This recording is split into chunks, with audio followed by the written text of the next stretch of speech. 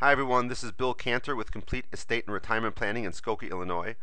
I'm an attorney and financial planner, and I'm also the owner of the websites www.therothconversionexpert.com and www.rothconversionyesorno.com.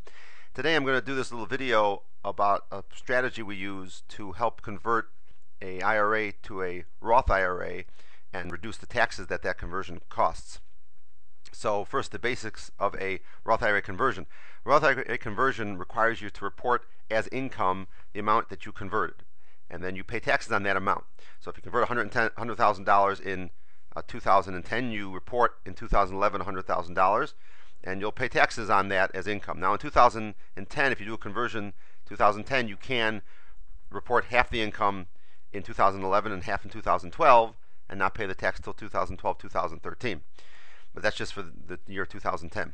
Anyway, once the money is in the Roth IRA, you owe no taxes on any future growth in the IRA or any withdrawals, even to your children. So if you decide to take money out of your Roth IRA, you don't pay tax. If you pass away and leave an amount to your children, even a large amount in the Roth IRA, it can be millions of dollars, they don't have to pay any income tax like they would from a traditional IRA.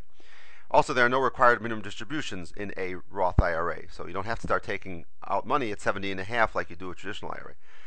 Now the question is, should you convert your IRA to a Roth IRA? And really that comes down to a question of whether you think personal income tax rates will be higher or lower in the future. If you think they'll be higher in the future, you might want to convert today and pay your taxes at a lower rate.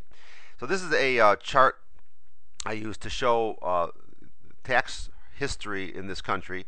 This is the top U.S. federal tax bracket history going from 1913, see down here, all the way till currently 2009, 2010. It's the same thing. Currently, the tax rates, the highest tax rates are 35%. In 1913, since 1913, the average tax rate's been 61%. Highest we ever had was 94% during World War II. But what you see here, see these little lightning bolts. Tax rates always go up after a war to pay for the war. Here's World War I, World War II, Korea, Vietnam, the Gulf War, and there's two wars, Iraq and Afghanistan, that have not yet been paid for, and there's the bailout and the stimulus package that also has to be paid for. So I think tax rates being 35% now, the highest currently in 2010, are pretty low. And what we say is that tax rates at 35% really are on sale. They're lower now than they probably will ever be, at least for a long time. And here are some of the taxes that are already set to go up in 2011. You see the 33% is going to 36, 35% is going to 39.6. Capital gain rates are going up 15 to 20%.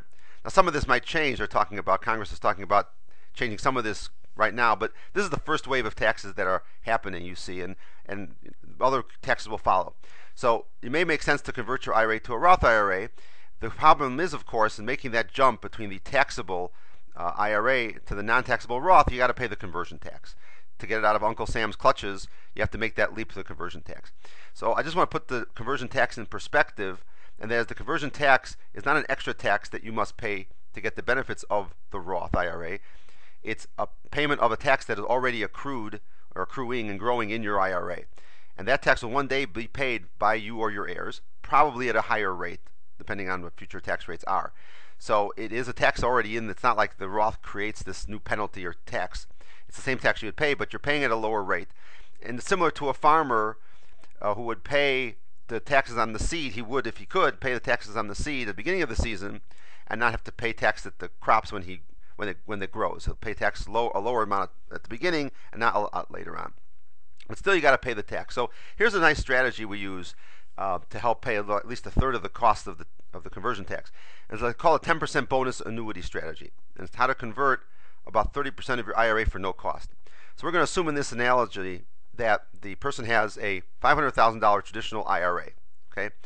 And what he's going to do in this is he's going to purchase a $500,000 annuity with a 10% bonus. This annuity that the company, to put your money in the annuity company, the insurance company, it's a A-rated insurance company, they will give you a 10% bonus when you open the account because it's a long-term contract that you have. You get your money out and you pass away. There's other ways you can get your money out, but the idea is that they give you a 10% bonus because you give them your money. And that 10% bonus is going to be $50,000 in this case. Now, you will plan to take out that money a year later. You're allowed to take out the money starting from 1 year after you open up the account.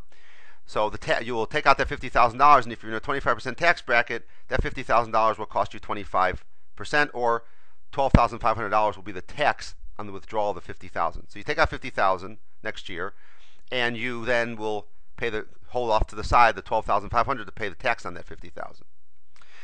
That leaves you from this bonus in your account $37,500.